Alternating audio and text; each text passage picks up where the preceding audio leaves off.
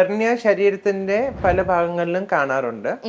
അത് മെയിൻ ആയിട്ട് കാണുന്നത് നമ്മളെ ഈ തൊടയിടുക്കലിൽ ആണ് കാണുന്നത്. അതിനാണ് ഇൻഗ്വൈനൽ ഹെർണിയ എന്ന് പറയുന്നത്. അതാണ് ഏറ്റവും കൂടുതൽ കോമൺ ആയിട്ട് കാണുന്നത്. കാലും വയറിന്റെ ഭാഗത്ത് എടുക്കലായിട്ട് കാണുന്നതിനാണ് ഇൻഗ്വൈനൽ ഹെർണിയ എന്ന് പറയുന്നത്. അത് കൂടാതെ പൊക്കിളിൽ വരുന്ന ഹെർണിയ അംബ്ലിക്കൽ ഹെർണിയ എന്നും, പിന്നെ ആ പൊക്കിളിന്റെ മുകളിൽ കാണുന്നതിന് എപ്പിഗാസ്ട്രിക് ഹെർണിയ എന്ന് പറഞ്ഞാൽ പല പല ടൈപ്പ് ഹെർണിയ. ഇത് കൂടാതെ പല പല ഭാഗങ്ങളിൽ കാണാൻ സാധ്യത ഉണ്ടെന്ന് പറയാൻ കാരണം ഇതിനെല്ലാം പുറമെ നമ്മളെ ശരീരത്തിൽ ഏതെങ്കിലും ഭാഗത്ത് ഒരു മുറിവ് ഉണ്ടാക്കേണ്ട സാഹചര്യം വന്നു കഴിഞ്ഞാൽ, അതിപ്പം മറ്റു പല ഓപ്പറേഷൻ ഉണ്ടല്ലോ, അതിന് വേണ്ടിയിട്ട് ഇപ്പം അപ്പൻഡിക്സിന്റെ ഓപ്പറേഷൻ ആയാലും ഒരു യൂട്രസ് റിമൂവ് ചെയ്യുന്നത് ഒന്നും വേണ്ട, ഒരു സിസേറിയൻ സെക്ഷൻ, ഒരു 90% സ്ത്രീകൾക്ക് ഇപ്പൊ സിസേറിയൻ സെക്ഷൻ ഒരു സ്കാറൊക്കെ കാണും. അപ്പൊ ആ ഭാഗത്തൊക്കെ ഒരു വീക്ക്നെസ് വരും.